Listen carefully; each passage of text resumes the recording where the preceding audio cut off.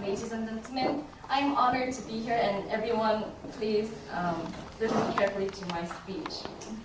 Now, throughout our lives, we all someday have our profound moment. That moment that when we realize something so important in our lives, that it changes our life totally. And for example, in the past, in the history, everyone knows the famous scientist, Aristotle. And this guy, when he was in the bathtub, he realized something really important, very essential to his theory, such as, while actually his king, gave him a problem for him to solve, because he had two crowns he had to measure, and he couldn't actually know which one was made of the real gold. And while he was in the bathtub, he realized something very important. And when he realized that when you drop the crowns in the bathtub, and when the more amount of water comes out, then that one was the real crown of gold. And that was when he shouted, "Eureka!" and ran out of the bathtub naked. Of course, I'm still 16 years old. But for myself, I can tell you that I had my Eureka moment. And it was when, actually, too late. Because it was too late to actually change my life already. But still, in another way, not the way I wanted, it changed my life. Now I will tell you that story of mine. I wasn't always a debater.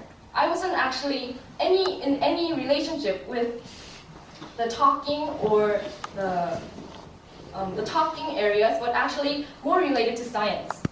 I started math when I was very young, when I was about when I was in 6th grade, according to my mom, who strongly recommended me to start trying to go to a academic, which lots of students were already attending. And it was my first time at that math institute. And from then, always beginners try to do their best when they're just starters. And as a beginner of math, I tried my best. I always studied I was the hardest working student in my class. And even though I was very poor at math in the beginning, in the end of that year, at the end of year of my 6th grade, I received a great prize for me actually, for getting the lowest prize, but for a prize that was meant to be given to the middle school students as a elementary school student. So that time I was kind of proud, to mention. And because I was too proud, I started to lack out on my math and didn't study as hard as I could.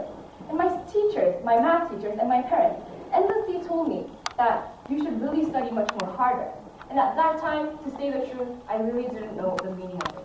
I really didn't know why I had to study math so hard. Why? Because suddenly this problem seems too difficult.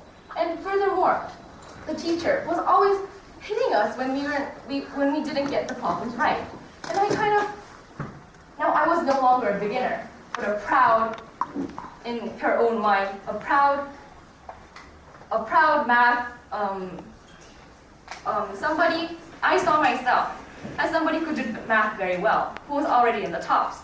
But actually, it was just, I was still a beginner. And I stopped there. I stopped there as a beginner. And after that prize I received on that 6th grade, I no longer received any prizes anymore in math. Because of course I didn't study enough. And that is what makes me still regret until today. And even though I didn't study hard, I kept on hanging on to that little pride, that I could still do a little bit better, but not working hard enough. But at last, I think my Eureka moment was when I actually came into KMLA. And watching every student working so hard. And while during my time, I was only drowning in my own crowd. And I started to study much more harder. And at last, in my first year of KMLA, I got another math prize. And of course, that was my last. So that Eureka moment of mine, even though I haven't present to you quite clearly, I believe, it was because it was of regret that studying hard at that moment is the most important thing. And when you regret much more on later, it's too late. And for me now, math is a subject that it's too late for me to study. But now, I believe I will try to do my best on that moment and let no longer Eureka moments for me I can regret to come more. Thank you.